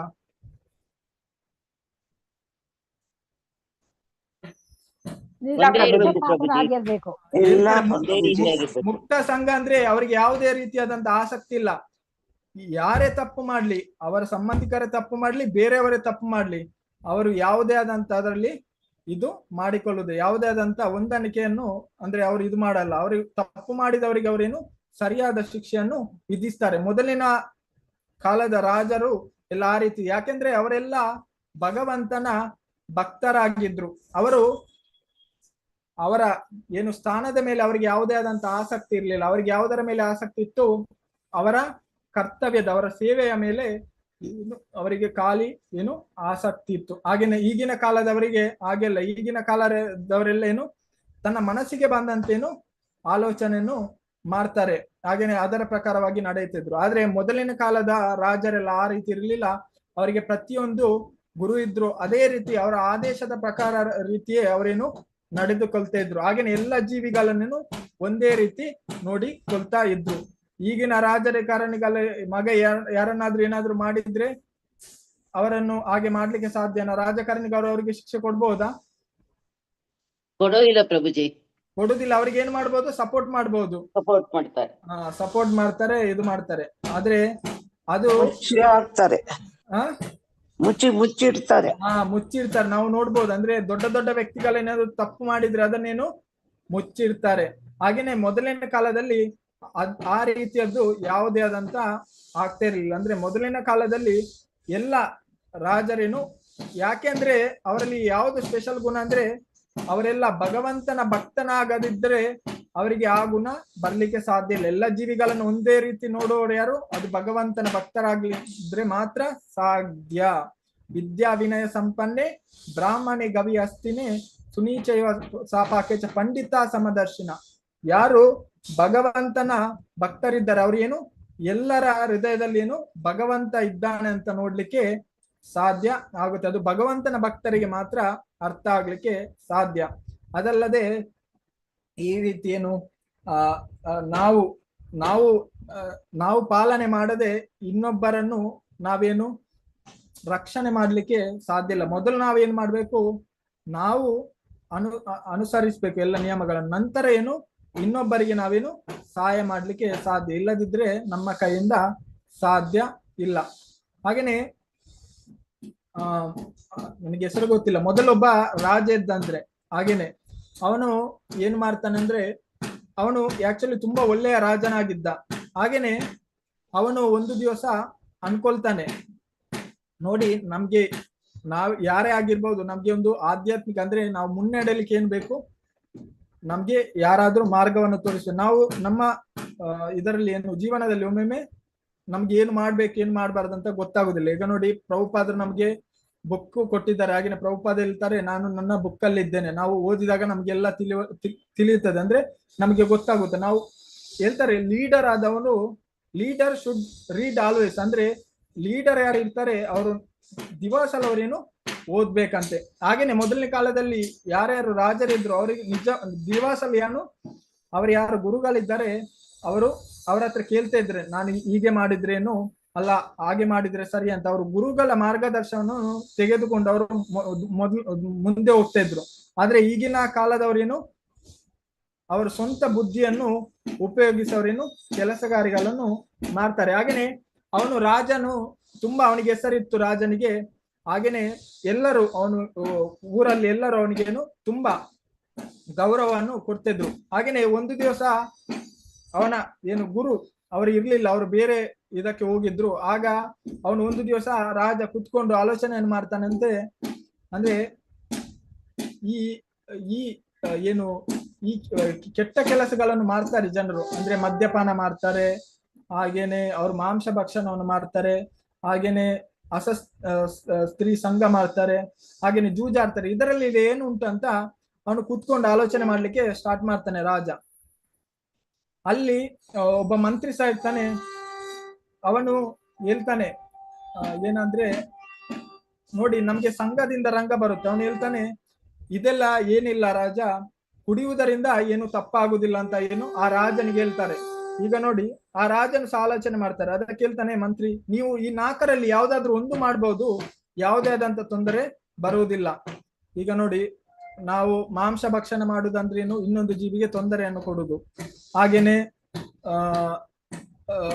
ನಾವು ಸ್ತ್ರೀ ಸಂಘ ಮಾಡುದಂದ್ರೆ ಅದು ನಾವೇನು ನಮ್ಮ ತಪಸ್ಸು ಏನು ನಮ್ಮ ಶುಚಿತ್ವ ಏನು ಭಂಗ ಆಗುತ್ತೆ, ಇದೆಲ್ಲ ಆಗದ.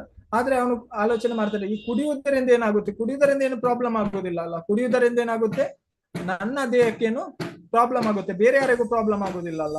ಜನರಲಿ ನಾವು ನಮ್ಮ ಏನು ನಾವು ಚಿಂತನೆ ಆಗಿ ನಮ್ಮ ಮೈಂಡ್ ಆಗೇನೆ, ಅಂದ್ರೆ ನಮ್ಮ ಮನಸ್ಸು ಚಂಚಲ, ನಾವು ಅನ್ಕೊಳ್ತೇವೆ ಇದರಿಂದ ಏನು ಪ್ರಾಬ್ಲಮ್ ಆಗುತ್ತೆ ಅಂತ. ಅದೇ ರೀತಿ ಆ ರಾಜನ ಆಲೋಚನೆ ಮಾಡ್ತಾನೆ, ನಾನು ಕುಡಿಯುವುದರಿಂದ ಏನಾಗುತ್ತೆ, ನನಗೆ ಯಾವುದೇ ಆದಂತ ಸಮಸ್ಯೆ ಬರುವುದಿಲ್ಲ, ನಾನು ಕುಡಿಬಹುದಲ್ಲ ಅಂತ.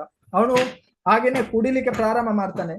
ಕುಡಿಲಿಕ್ಕೆ ಪ್ರಾರಂಭ ಮಾಡಿದ ತಕ್ಷಣ ಅವನು ನೆಕ್ಸ್ಟ್ ಯಾವ್ದಕ್ಕೆ ಹೋಗ್ತಾನೆ ಅಂದ್ರೆ, ಕುಡಿದ ಮೇಲೆ ನಮ್ಗೆ ಏನಾಗುತ್ತೆ, ಯಾವ್ದು ಸರಿ ಯಾವ್ದು ತಪ್ಪಂತ ಗೊತ್ತಾಗೋದಿಲ್ಲ ಪ್ರಭುಜಿ, ಗೊತ್ತಾಗುದಿಲ್ಲ. ಹಾಗೇನೆ ಕುಡಿದ ತಕ್ಷಣ ಏನ್ ಬೇಕು ಅಂದ್ರೆ ನಮ್ಗೆ ಆಗುತ್ತೆ ಏನಾದ್ರು ತಿನ್ಬೇಕು ಏನಾದ್ರು ಮಾಡ್ಬೇಕಂತ. ಅವನೇನು ನೆಕ್ಸ್ಟ್ ಅವನಿಗೆ ತರಕಾರಿ ಅವ್ರಿಗೆ ಯಾವ್ದಿದಾಗ್ಲಿ ನೆಕ್ಸ್ಟ್ ಮಾಂಸ ಭಕ್ಷಣವನ್ನು ಮಾಡ್ಲಿಕ್ಕೆ ಪ್ರಾರಂಭ ಮಾಡ್ತಾನೆ. ನೆಕ್ಸ್ಟ್ ಕುಡಿದ ಇದೆಲ್ಲ ಮಾಡುವಾಗ ತನ್ನ ಹೆಂಡತಿ ಹೇಳ್ತಾರೆ, ನೀನು ಇದೆಲ್ಲ ಮಾಡುದು ತಪ್ಪು ಅಂತ. ಅದಕ್ಕೆ ಹೆಂಡತಿಗೆನೆ ಅವನೇನು ಇದು ಮಾಡ್ತಾನೆ, ನಿರಾಕರಿಸ್ತಾನೆ. ಮತ್ತೆ ಅವನು ಪರಸ್ತ್ರೀಯರ ಸಂಘವನ್ನು ಮಾಡ್ತಾರೆ. ಅಂದ್ರೆ ನಾವು ಒಂದು ಮಾಡಿದ ತಕ್ಷಣ ನಮ್ಗೆ ಇದರ ಉತ್ಸಾಹ ಆಗುತ್ತೆ. ನೆಕ್ಸ್ಟ್ ಮೊದಲನೇ ಕಾಲದಲ್ಲಿ ಹೇಗೆ ಅಂದ್ರೆ ಒಬ್ಬ ರಾಜನ ಇನ್ನೊಬ್ಬ ರಾಜ ಹೇಗೆ ಸೋಲಿಸುವುದಂದ್ರೆ ಯಾವ ರೀತಿ ಸೋಲಿಸುದು ನಾವು ನೋಡಿರ್ಬೋದು, ಜೂಜಿನಿಂದ ಸೋಲಿಸುದು. ಅವನ ಬುದ್ಧಿ ಎಷ್ಟು ಭ್ರಷ್ಟ ಆಗಿರುತ್ತೆ ಅಂದ್ರೆ ಮೊದಲು ಅವನು ಜೂಜಾಡ್ಲಿಕ್ಕಿಲ್ಲ, ಇನ್ನೊಬ್ಬ ರಾಜ ಬಂದು ಅವನ ಜೊತೆ ಜೂಜು ಸಹ ಆಡಿದ, ಎಲ್ಲವನ್ನು ಕಲ್ಕೊಂಡ. ಯಾವ್ದು ಸ್ಟಾರ್ಟ್ ಮಾಡಿದ ಅವನು ಫಸ್ಟ್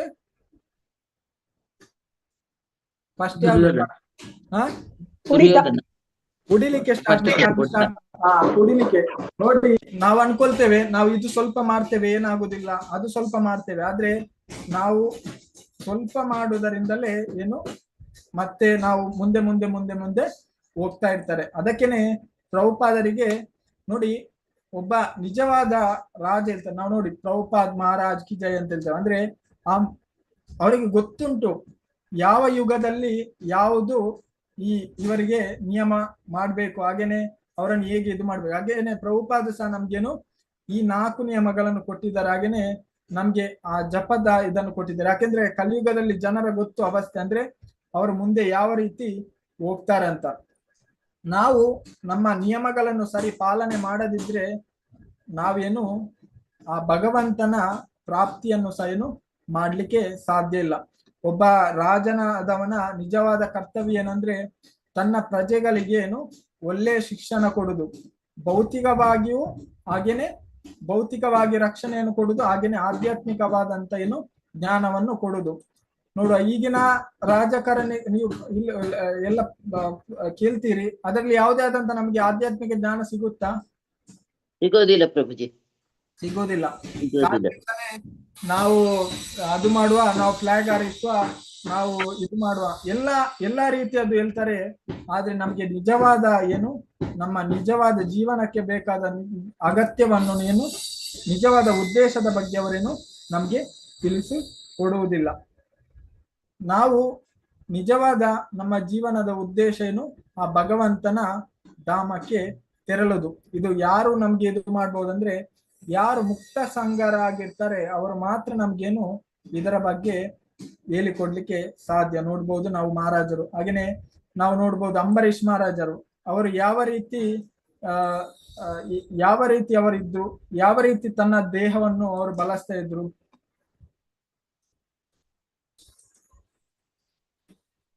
ಸಕಲವನ್ನು ಅವರು ದೇವರ ಸೇವೆಗಾಗಿ ಬಳಸ್ಕೊತಾ ಇದ್ರು. ಅವರ ಕಿವಿಯನ್ನು ಅವರು ದೇವರ ನಾಲಿಗೆಯನ್ನು, ಕಣ್ಣನ್ನು, ಅವರ ಕಾಲನ್ನು ಅವರೇನು ದೇವಸ್ಥಾನಕ್ಕೆ ಹೋಗುವುದಕ್ಕೆ ಬಳಸ್ತಾ ಇದ್ರು. ಹೀಗೆ ದೊಡ್ಡ ದೊಡ್ಡ ವ್ಯಕ್ತಿಗಳು ಇದು ಮಾಡುವುದರಿಂದ ನಮ್ಗೇನು ಲಾಭ ಆಗುತ್ತೆ? ಎದ್ದೆದ್ದ ಆಚರಿಸಿ ಶ್ರೇಷ್ಠ. ಅವ್ರು ಫಾಲೋ ಮಾಡಿದಾಗ ನಾವೇನ್ ಮಾಡ್ತೇವೆ? ನಾವು ಆಟೋಮೆಟಿಕ್ ಫಾಲೋ ಮಾಡ್ಲಿಕ್ಕೆ ಪ್ರಾರಂಭ ಮಾಡ್ತೇವೆ. ನೋಡಿ ಪೃಥು ಮಹಾರಾಜರ ಕ್ವಾಲಿಟೀಸ್ ನಾವು ನೋಡ್ಬೋದು. ಅಂದ್ರೆ ಅವರಿಗೆ ಯಾವುದೇ ಆದಂತ ಏನು ಅವರ ಸ್ಥಾನದಲ್ಲಿ ಯಾವುದೇ ಆದಂತ ಆಸಕ್ತಿ ಇಲ್ಲ. ಆದ್ರೆ ಅವರು ಯಾವ ರೀತಿ ಮಾಡ್ತಾರೆ ಅಂದ್ರೆ ಅದು ಭಗವಂತ ನನಗೆ ಕೊಟ್ಟಿದ್ದ, ಹಾಗೇನೆ ಭಗವಂತನ ಸೇವಾ ಅಂತ ಅವರೇನು ಮಾಡ್ತಾರೆ. ಹಾಗೇನೆ ಯಾರಿಗೆ ಪದವಿ ಬೇಕು, ಹಾಗೇನೆ ಇದು ಬೇಕು, ಅವರು ಯಾವತ್ತು ಅವರು ಸ್ವಾರ್ಥದ ಕೆಲಸವನ್ನು ಮಾಡ್ತಾರೆ. ಇನ್ನೊಬ್ಬರಿಗೆ ಏನು ಅದರಿಂದ ಯಾವುದೇ ಆದಂತ ಪ್ರಯೋಜನ ಆಗುವುದಿಲ್ಲ. ಆಧ್ಯಾತ್ಮಿಕವಾಗಿಯೂ ಆಗುದಿಲ್ಲ, ಭೌತಿಕವಾಗಿಯೂ ಅವ್ರಿಗೇನು ಪ್ರಯೋಜನ ಆಗುದಿಲ್ಲ. ನಾವು ನೋಡ್ಬೋದು ಓಟ್ ಆಗುವಾಗ ಎಲ್ಲರೂ ಬರ್ತಾರೆ, ದೊಡ್ಡ ದೊಡ್ಡವರು ಬಂದು ಏನ್ ಹೇಳ್ತಾರೆ? ಏನ್ ಹೇಳ್ತಾರೆ? ಚೆನ್ನಾಗಿತ್ತು ಅಂತ ಹೇಳಿ ಹೋಗ್ತಾರೆ. ಓಟ್ ಆಗುವಾಗ ಬರ್ತಾರೆ, ಬಂದು ಹೇಳ್ತಾರೆ ಅಂದ್ರೆ ನಾನ್ ನಿಮ್ಗೆ ಅದು ಮಾಡಿ ಕೊಡ್ತೇನೆ, ನಾನ್ ನಿಮ್ಗೆ ಇದು ಮಾಡಿ ಕೊಡ್ತೇನೆ ಅಂತ. ಗೆದ್ದ ತಕ್ಷಣ ಎಲ್ಲ ಮರೆತು ಹೋಗ್ತಾರೆ, ಏನು ಇಲ್ಲ. ಆದ್ರೆ ಖಾಲಿ ಅವ್ರಿಗೇನು ಭೌತಿಕವಾಗಿ ಅವರು ಆಕ್ಚುಲಿ ಹಾಕಿಸ್ಕೊಳ್ಳೋದು ಯಾಕೆ? ಅವರನ್ನು ಉದ್ಧಾರ ಮಾಡಿಕೊಳ್ಳಿಕ್ಕೆ. ಬೇರೆಯವರ ಉದ್ಧಾರ ಅವರೇನು ಮಾಡುವುದಿಲ್ಲ. ಖಾಲಿ ಯಾರ ಉದ್ಧಾರ ಮಾಡ್ತಾರೆ? ಅವರ ಉದ್ಧಾರವನ್ನು ಮಾಡ್ತಾರೆ. ಹಾಗೇನೆ ಈಗಿನ ಕಾಲದ ರಾಜಕಾರಣಿಗಳು ಎಲ್ಲವೂ ಏನು ಈ ರೀತಿ ನಡೆದುಕೊಂಡು ಮೊದಲಿನ ಕಾಲದಲ್ಲಿ ಈ ರೀತಿ ಇರ್ಲಿಲ್ಲ. ಯಾರಂದ್ರೆ ಮಹಾರಾಜ ಅನಿಸ್ಕೊಳ್ಳೋರು ಏನವರು ಮುಕ್ತ ಸಂಘರಾಗಿರ್ಬೇಕು. ಅಂದ್ರೆ ಅವರು ಯಾವುದೇ ಆದಂತ ಆಸಕ್ತಿ ಇರಬಾರ್ದು. ಅವರ ಕೆಲಸವನ್ನು ಅವರು ಯಾವ ರೀತಿ ಮಾಡ್ಬೇಕಂದ್ರೆ ಅವರು ಆ ಸೇವೆಯ ರೂಪದಲ್ಲಿ ಅವರು ಮಾಡಿಕೊಳ್ಬೇಕು ಹೊರತು ಅವರ ಸ್ಥಾನದ ರೂಪದಲ್ಲಿ ಅವರು ಮಾಡ್ಕೊಳ್ಬಾರ್ದು. ಅಂದ್ರೆ ನನ್ನ ಪದವಿ ಅಂದ್ರೆ ನನ್ನ ಪದವಿ ಎಲ್ಲಿ ಹೋಗುತ್ತೆ ಅನ್ನುವ ರೀತಿಯಲ್ಲಿ ಅವರೇನು ಎಲ್ಲರನ್ನೇನು ಕೆಳಗೆ ಬೀಳಿಸ್ತಾರೆ. ಪದವಿಗೋಸ್ಕರ ಏನೇನು ಮಾಡ್ತಾರೆ? ಅವರಿಗೆ ಪದವಿ ಸಿಗ್ಬೇಕಂದ್ರೆ ಅವರೇನು ಕೊಲೆಯನ್ನು ಸಹ ಮಾಡ್ಲಿಕ್ಕೆ ರೆಡಿ ಇರ್ತಾರೆ. ನನ್ನ ಸ್ಥಾನ ಏನು ಇನ್ನೊಬ್ಬರಿಗೆ ಸಿಗ್ಬಾರ್ದು ಅಂತ. ನೋಡ್ಬೋದು ಕೆಲವರು ವಯಸ್ಸಾದವರೆಗೆ ಏನು ಅವರ ಅಧಿಕಾರವನ್ನು ಬಿಟ್ಟು ಕೊಡುದಿಲ್ಲ ಅಲ್ವಾ?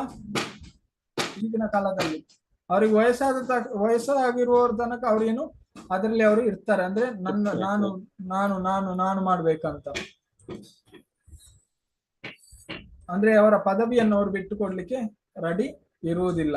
ಆದ್ರೆ ಆ ಶುದ್ಧ ಭಗವಂತನ ಭಕ್ತರು ಅವರ ಆ ರೀತಿ ಇರುವುದಿಲ್ಲ. ಅವರು ಮುಕ್ತ ಸಂಘರ ಆಗಿರ್ತಾರೆ. ಅಂದ್ರೆ ಯಾವಾಗ ಅದೇ ರೀತಿ ಗುಣ ಬರುವುದಂದ್ರೆ ಅವರು ಮೊದಲು ಏನು ಅಂತ ಗುಣದ ವ್ಯಕ್ತಿಯ ಜೊತೆ ಸಂಪರ್ಕವನ್ನು ಮಾಡ್ಬೇಕು, ಆಗ ಮಾತ್ರ ಅವರಿಗೆ ಆ ಗುಣ ಬರ್ಲಿಕ್ಕೆ ಸಾಧ್ಯ ಆಗುತ್ತೆ. ಈಗ ನೋಡಿ, ನಾವು ಬೆಂಕಿಯ ಹತ್ತಿರ ಕುತ್ಕೊಳ್ತೇವೆ, ಆಗ ನಮ್ಗೆ ಏನು ಅನುಭವ ಆಗುತ್ತೆ? ಶಾಖ ಉಂಟಾಗತ್ತೆ. ಹಾಗೇನೆ ನಾವು ಐಸಿನ ಅಂದ್ರೆ ಫ್ರಿಡ್ಜ್ ಐಸಲ್ಲಿ ಕುತ್ಕೊಳ್ತೇವೆ, ಆಗ ಏನು ಅನುಭವ ಆಗುತ್ತೆ ನಮ್ಗೆ? ತಣ್ಣಗಿರೋ ಅನುಭವ. ತಣ್ಣಗಾಗುತ್ತೆ. ನಾವು ಯಾರು ನೋಡಿ, ಮೊದಲನೇ ಪೃಥು ಮಹಾರಾಜ್ ಅವರೇನು ಭಗವಂತನ ಸಂಘದಲ್ಲಿ ಇರ್ತಾರೆ, ಅಂದ್ರೆ ಭಗವಂತನ ಭಕ್ತಿ ಸೇವೆಯಲ್ಲಿ ಇರ್ತಾರೆ. ಪೃಥು ಮಹಾರಾಜ್ ಆಗಿರ್ಬೋದು, ಪ್ರಹ್ಲಾದ್ ಮಹಾರಾಜ್ ಆಗಿರ್ಬೋದು, ಅಂಬರೀಶ್ ಮಹಾರಾಜ್, ಎಲ್ಲಾ ಮಹಾರಾಜರು ಮೊದಲನೇ ಕಾಲದಲ್ಲಿ ಭಗವಂತನ ಇದರಲ್ಲಿ ಇರ್ತಾರೆ. ಆಗ ಅವರಿಗೆ ಯಾವ ಇದು ಬರುತ್ತೆ?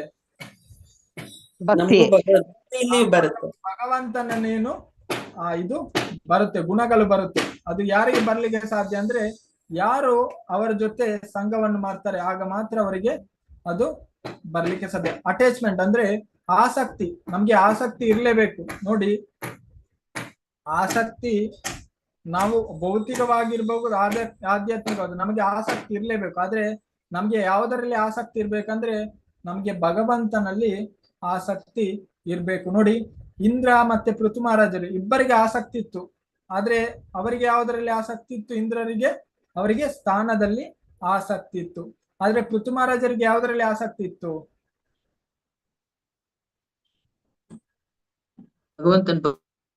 ಭಗವಂತ. ನಾವು ನೋಡ್ಬೋದು, ಅಂದ್ರೆ ಅದು ಆಕ್ಚುಲಿ ಉದಾಹರಣೆ, ನಾವು ಹಾಗೆ ತಿಳ್ಕೊಳ್ಬಾರ್ದು. ಇಂದ್ರ ನೋಡಿ, ಪ್ರತಿ ಸರ್ತಿ ಇಂದ್ರ ಎಲ್ಲಿಗೆ ಹೋಗ್ತಾರೆ? ಭಗವಂತನಲ್ಲಿಗೆ ಓಡಿ ಹೋಗ್ತಾರೆ. ಯಾಕೆ ಓಡಿ ಹೋಗ್ತಾರೆ? ಯಾವಾಗ್ಲೂ ನೋಡಿ, ಒಮ್ಮೆ ಹಿರಣ್ಯಕಶಿಪು ಬಂದು ಅವರ ಸ್ಥಾನವನ್ನು ತಗೊಳ್ಳುವುದು, ಅವರು ಬಂದು ಸ್ಥಾನವನ್ನು ತಗೊಳ್ಳು, ಅವರು ಪ್ರತಿ ಕ್ಷಣ ಎಲ್ಲಿಗೆ ಓಡ್ತಾರೆ? ಭಗವಂತನಲ್ಲಿ ಸ್ಥಾನ ಉಳಿಸ್ಕೊಡ್ಲಿಕ್ಕೆ, ಸ್ಥಾನ ಉಳಿಸ್ಕೊಳ್ಲಿಕ್ಕೆ ಓಡ್ತಾರೆ. ಇಬ್ಬರು ಭಕ್ತರೇ, ಆದ್ರೆ ವ್ಯತ್ಯಾಸ ಇರುತ್ತೆ. ಹಾಗೇನೆ ಎಲ್ಲರೂ ಭಕ್ತಿ ಮಾಡ್ತಾ ಇದ್ರೆ, ಆದ್ರೆ ಆ ಭಕ್ತಿಯಲ್ಲಿ ಏನು ಭಿನ್ನ ಅಭಿಪ್ರಾಯ ಇರುತ್ತೆ. ಬ್ರಹ್ಮನಿಗೆ ನೋಡಿ, ಈಗ ಆಕ್ಚುಲಿ ಪೃಥು ಮಹಾರಾಜರು ಯಜ್ಞ ಮಾಡ್ತಾ ಇದ್ರು, ಆದ್ರೆ ಪೃಥು ಮಹಾರಾಜರನ್ನು ಯಾಕೆ ನಿಲ್ಲಿಸಿದ್ರು? ಅವರಿಗೆ ಗೊತ್ತು, ಪೃಥು ಮಹಾರಾಜರು ತುಂಬಾ ಕೃತಜ್ಞ ಭಾವರು, ಹಾಗೇನೆ ಹೇಳಿದ್ರೆ ಕೇಳ್ತಾರೆ. ಅದೇ ರೀತಿ ಬ್ರಹ್ಮ ಎಲ್ಲಿಯಾದ್ರೂ ಬಂದು ಇಂದ್ರನಿಗೆ ನೀನು ಹಾಗೆ ಮಾಡ್ಬಾರ್ದಂತ ಹೇಳಿದ್ರೆ ಅವ್ರು ಕೇಳ್ತಾರೆ? ಇಂದ್ರ ಇಲ್ಲ ಪ್ರಭುಜಿ, ಕೇಳಲ್ಲ. ಯಾಕಂದ್ರೆ ಒಮ್ಮೆ ನಮ್ಗೆ ಮನಸ್ಸಲ್ಲಿ ಆ ಆಸಕ್ತಿ ಅಂತ ಬಂದ್ರೆ ನಮ್ಗೆ ಅದು ಅಷ್ಟು ಸುಲಭವಾಗಿ ಹೋಗುವುದಿಲ್ಲ. ಅದಕ್ಕೆ ನೋಡಿ, ಭಗವಂತನ ಭಕ್ತರ ಏನು ಪ್ರಚಾರ ಜಾಸ್ತಿ ಆಗಿದೆ. ಈಗ ನೋಡಿ, ಇಬ್ರು ರಾಜರೇ, ಏನು ಇಂದ್ರನು ರಾಜನು, ಹಾಗೇನೆ ಪೃಥು ಮಹಾರಾಜರು ರಾಜನೇ. ಹಾಗೇನೆ ನೋಡಿ, ಆ ಭಗವಂತನ ಭಕ್ತರ ಏನು ಜಾಸ್ತಿ ಅವರು ಜಾಸ್ತಿ ಫೇಮಸ್ ಆಗಿ ಇರ್ತಾರೆ. ನೋಡಿ, ಈಗ ಒಂದು ಚಿಕ್ಕ ಮಗುವಿಗೆ ಹೇಳಿ ಪ್ರಹ್ಲಾದ್ ಮಹಾರಾಜರು ಯಾರಂತ ಅವರ ಬಗ್ಗೆ ಹೇಳ್ತಾರೆ ಇಲ್ವಾ? ಹೇಳ್ತಾರಲ್ಲ. ಪ್ರಹ್ಲಾದರ ಬಗ್ಗೆ ಯಾರ ಹತ್ರನ ಕೇಳಿ ಎಲ್ಲರೂ ಹೇಳ್ತಾರೆ. ಅಂಬರೀಶ್ ಮಹಾರಾಜ್ ಕುಟುಂಬ ಎಲ್ಲರಿಗೇನು ಅವರ ಬಗ್ಗೆ ಗೊತ್ತು. ಯಾಕೆ ಗೊತ್ತು?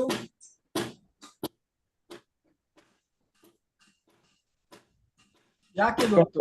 ಅವರು ಒಳ್ಳೇದಾಗಿ ರಾಜ್ಯಭಾರ ಮಾಡಿದ್ರು ಅಂತ ಹೇಳಿ ಗೊತ್ತು. ಅವರು ಭಗವಂತನ ಭಕ್ತರು ಯಾರು ಜಾಸ್ತಿ ಏನು ಫೇಮಸ್ ಆಗಿ ಇರ್ತಾರೆ. ನೋಡಿ, ಈಗ ನಾವು ನೋಡ್ಬೋದು, ಪ್ರಭುಪಾದರು ಅವರಿಗೆ ನಾವು ದಿವಸಲು ಅಭಿಷೇಕ ಮಾಡ್ತೇವೆ, ದಿವಸಲು ಆರತಿ ಮಾಡ್ತೇವೆ. ಹಾಗೇನೆ ಮೊದಲು ತುಂಬಾ ಜನ ಇದ್ರು ರಾಜರು, ಅವರು ಇವರು, ಅಂದ್ರೆ ಅವರಿಗೆ ಅವರ ಹುಟ್ಟಿನ ದಿವಸ ಮಾತ್ರ ಬಂದು ಹಾರ ಹಾಕಿ ಹೋಗ್ತಾರೆ, ಅದು ಜಯಂತಿ ಇದು ಜಯಂತಿ ಅಂತ. ಆಮೇಲೆ ಅದರ ಮೇಲೆ ಏನು ಪ್ರಭುಪಾದ ಹೇಳ್ತಾರೆ ಅಂದ್ರೆ ಅದರ ಮೇಲೆ ಕಾಗೆ ಇದು ಮಾಡ್ತದೆ, ಎಲ್ಲ ಮಾಡ್ತದೆ. ಒಂದು ವರ್ಷ ಅವರ ಪ್ರತಿ ವರ್ಷ ಜಯಂತಿ ಆಗುವಾಗ ಎಲ್ಲ ಹೊರಿಸ್ತಾರೆ, ಮಾಲೆ ಹಾಕಿ ಮತ್ತೆ ಹೋಗ್ತಾರೆ, ಮತ್ತೆ ಸುದ್ದಿ.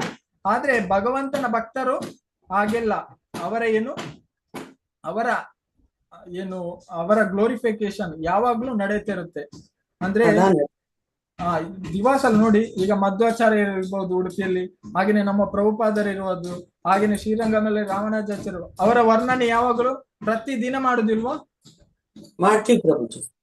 ಪ್ರತಿದಿನ ಮಾಡ್ತೇವೆ. ಯಾಕೆ ಮಾಡ್ತಾರೆ ಅಂದ್ರೆ ಅವರಿಗೆ ಭಗವಂತ ಅಷ್ಟೇನು ಇದು ಇರ್ತಾರೆ. ಹಾಗೇನೆ ಭಗವಂತ ಹೇಳ್ತಾರೆ, ಆ ಭಕ್ತ ಪರಾಧೀನ, ಯಾರು ಭಗವಂತನ ಭಕ್ತರು ಇರ್ತಾರೆ ಭಗವಂತ ಅವರ ವಶದಲ್ಲಿ ಇರ್ತಾರೆ. ಹಾಗೇನೆ ಭಗವಂತನಿಗೆ ಅವರನ್ನು ಏನು ಗ್ಲೋರಿಫಿಕೇಶನ್ ಮಾಡುವುದರಿಂದ ಅವರಿಗೇನು, ಅವರ ಭಕ್ತರ ಏನು ಗ್ಲೋರಿಫಿಕೇಶನ್ ಮಾಡ್ಲಿಕ್ಕೆ ಅವರಿಗೇನು ತುಂಬಾ ಖುಷಿಯನ್ನು ಕೊಡುತ್ತದೆ. ಹಾಗೇನೆ ಅವರು ಭಗವಂತ ಯಾವಾಗ್ಲೂ ನನ್ನ ಭಕ್ತ ಯಾವಾಗ್ಲೇನು ಜಗತ್ ಪ್ರಾಪ್ತಿ ಆಗ್ಲಿ ಅಂದ್ರೆ ಅವರು ಫೇಮಸ್ ಆಗ್ಲಿ ಅಂತ ಯಾವಾಗ್ಲೂ ಭಗವಂತ ಭಕ್ತರನ್ನು ಇದು ಮಾಡ್ಲಿಕ್ಕೆ ಬಯಸ್ತಾರೆ. ನೋಡಿ, ಎಷ್ಟೋ ಜನ ತನ್ನ ಅಧಿಕಾರದ ಹಿಂದೆ ಹೋಗ್ತಾರೆ, ಆದ್ರೆ ಅವರು ಯಾವತ್ತು ಫೇಮಸ್ ಆಗಲ್ಲ. ಆದ್ರೆ ಯಾರು ಭಗವಂತನ ಹಿಂದೆ ಹೋಗ್ತಾರೆ ಅವರು ಆಟೋಮೆಟಿಕ್ ಏನು ಫೇಮಸ್ ಆಗ್ತಾರೆ. ಯಾಕಂದ್ರೆ ಭಗವಂತ ಬಯಸಿದ್ರೆ ಅವರೇನು ಏನು ಬೇಕಾದ್ರೂ ಆಗ್ಬೋದು. ನೋಡಿ, ಯಾರು ಭಗವಂತನ ಹಿಂದೆ ಹೋಗಿದ್ದಾರೆ ಯಾವುದೇ ಭಗವಂತ ಅವರನ್ನೇನು ಫೇಮಸ್ ಮಾಡ್ತಾರೆ. ಯಾರು ಫೇಮಸ್ ಆಗ್ಬೇಕಂತ ಹೋಗ್ತಾರೆ ಅವ್ರು ಯಾವತ್ತು ಫೇಮಸ್ ಆಗುದಿಲ್ಲ. ನಾವೀಗ ನಡೆದುಕೊಂಡು ಹೋಗ್ತೇವೆ, ಆಗ ನೆರಳು ಹೇಗೆ ಬರುತ್ತೆ, ನಮ್ಮ ಹಿಂದೆ ಹಿಂದೆ ಬರುತ್ತೆ. ಅದೇ ರೀತಿ ನಾವು ಭಗವಂತನ ಭಕ್ತಿಯಲ್ಲಿದ್ರೆ ಎಲ್ಲವೂ ಆಟೋಮೆಟಿಕ್ ಆಗಿ ಬರುತ್ತೆ. ಅದರಲ್ಲಿ ಏನಂದ್ರೆ ನಾವು ಬಯಸಿದ್ರೆ ಬರಲ್ಲ, ಆದ್ರೆ ಭಗವಂತನ ಭಕ್ತರು ಬಯಸಲ್ಲ. ಅಂದ್ರೆ ಭಗವಂತನಿಗೆ ಎಲ್ಲವೂ ಗೊತ್ತು. ಭಗವಂತ ಎಲ್ಲಿದ್ದಾರೆ, ಎಲ್ಲರ ಹೃದಯದಲ್ಲಿ ಇದ್ದಾರೆ. ಸರ್ವಶ್ಚಾಂ ಹೃದಯ ಸನ್ನಿವಿಷ್ಟ ಮತ್ತಾಸ್ಮ ಜ್ಞಾನ ಅಪುನಂತ. ಅಂದ್ರೆ ಭಗವಂತನಿಗೆ ಎಲ್ಲ ಪ್ರತಿಯೊಂದು ಜೀವಿಗಳ ಬಗ್ಗೆಯೂ ಗೊತ್ತು.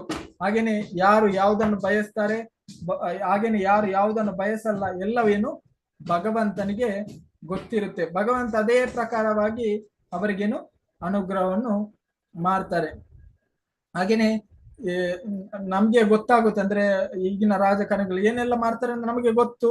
ಮತ್ತೆ ನಾವೇನು ಅವರಿಗೆ ಮತ್ತೆ ನಾವು ಗೌರವವನ್ನು ಕೊಡ್ಲಿಕ್ಕೆ ಹೋಗ್ತೇವೆ, ಅವರ ಹಿಂದೆ ಹೋಗ್ತೇವೆ? ಇಲ್ಲ, ನಮ್ಗೆ ಒಮ್ಮೆ ಗೊತ್ತಾಗ್ತದೆ ಅವರು ಮಾಡುವ ಪ್ರವೃತ್ತಿಯಿಂದ, ಅವರು ಮಾಡುವ ಕಾರ್ಯದಿಂದ.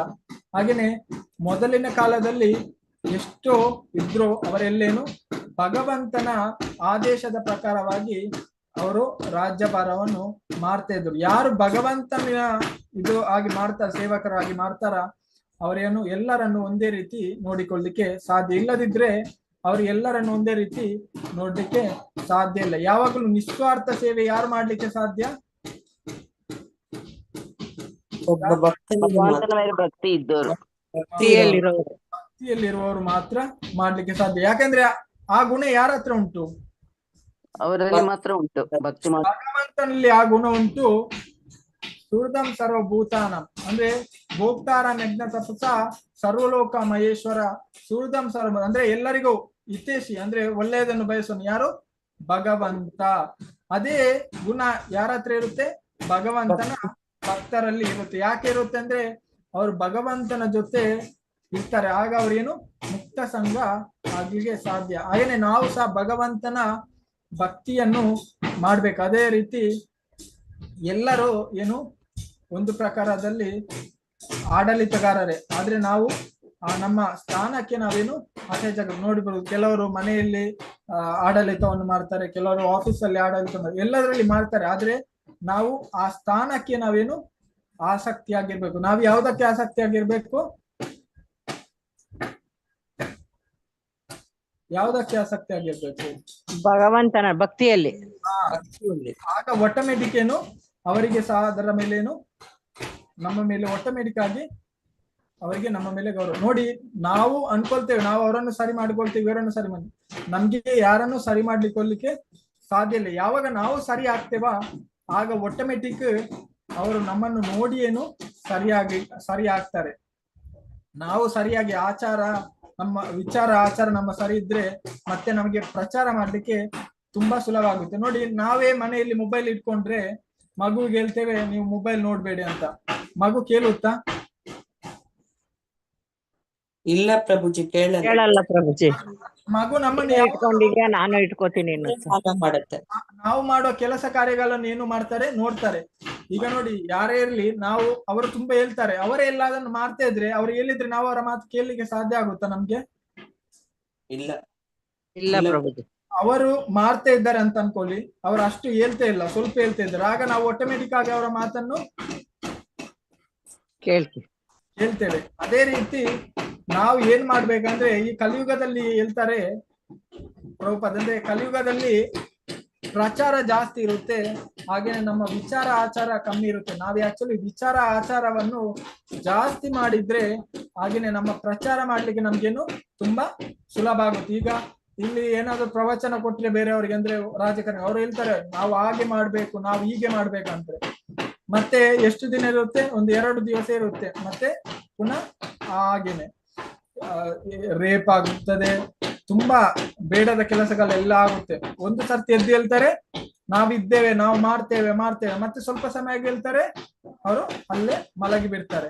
ಅದೇ ರೀತಿ ನಾವು ಫಸ್ಟ್ ನಾವು ಸರಿ ಮಾಡಿಕೊಂಡ್ರೆ ಮತ್ತೆ ನಾವು ಸಮಾಜವನ್ನೇನು ಸರಿ ಮಾಡ್ಲಿಕ್ಕೆ ಸಾಧ್ಯ ಆಗುತ್ತೆ. ಹಾಗೇನೆ ಪ್ರಭುಪಾದ್ ಹೇಳ್ತಾರೆ ಕೃಷ್ಣ ಕಾನ್ಸಿಯಸ್ ನಲ್ಲಿ ಪ್ರತಿಯೊಬ್ಳು ಲೀಡರ್ ಅಂತ. ಕೃಷ್ಣ ಪ್ರಜ್ಞಾ ಸಂಘದಲ್ಲಿ ಅಂದ್ರೆ ಅವರು ತನ್ನ ಫ್ಯಾಮಿಲಿಯನ್ನು ಏನು ನೋಡಿಕೊಳ್ತಾ ಇದ್ದಾರೆ, ಇನ್ನೊಬ್ರು ಅಂದ್ರೆ ಸಂಸ್ಕಾರವನ್ನು ಕಲಿಸ್ತಾರೆ. ಅದಕ್ಕೆ ಹೇಳ್ತಾರೆ ಪ್ರಭುಪಾದ್ರು, ಅಂದ್ರೆ ನಾವು ಪ್ರತಿಯೊಬ್ಬರೇನು ಟ್ರೈನ್ ಆಗ್ಬೇಕು. ಯಾವ್ದ್ರಲ್ಲಿ ಟ್ರೈನ್ ಆಗ್ಬೇಕು? ಕೃಷ್ಣ ಪ್ರಜ್ಞಾ ಸಂಘದಲ್ಲಿ ಟ್ರೈನ್ ಆಗ್ಬೇಕು. ನಾವು ಆಧ್ಯಾತ್ಮಿಕ ವಿಷಯವನ್ನು ಸರಿಯಾಗಿ ತಿಳ್ಕೊಳ್ಬೇಕು. ಆಗ ನಮ್ಗೆ ಆ ಆಧ್ಯಾತ್ಮಿಕ ವಿಷಯದಲ್ಲಿ ಹೇಗೆ ಮುನ್ನಡೆಬೇಕಂತ ತಿಳ್ಕೊಳ್ಬೇಕು. ಹಾಗೇನೆ ಇನ್ನೊಬ್ಬರಿಗೆ ನಾವು ಅದರ ಬಗ್ಗೆ ಹೇಳಬೇಕು. ಹಾಗೇನೆ ನಾವು ಏನು ಇವತ್ತಿನ ಇದರಲ್ಲಿ ಕಲ್ತೇವೆ? ಆಚಾರ ವಿಚಾರ ಪ್ರಚಾರ. ಓಕೆ, ಯಾರಿಗಾದ್ರೂ ಕ್ವಶನ್ ಇದ್ರೆ ಕೇಳ್ಬೋದು. ಹರೇ ಕೃಷ್ಣ.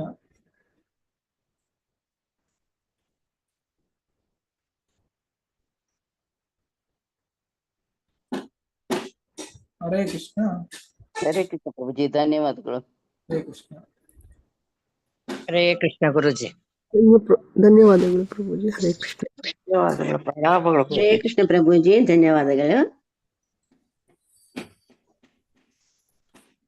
ಯಾರಿಗೇನಾದ್ರೂ ಪ್ರಶ್ನೆ ಇದ್ರೆ ಕೇಳ್ಬೋದು. ಹರೇ ಕೃಷ್ಣ. ಧನ್ಯವಾದಗಳು ಪ್ರಭುಜಿ. ಹರೇ ಪ್ರಭುಜಿ, ಧನ್ಯವಾದಗಳು ಪ್ರಭುಜಿ. ಪ್ರಣಾಮ್ಸ್. ಹರೇ ಕೃಷ್ಣ. ಹರೇ ಕೃಷ್ಣ.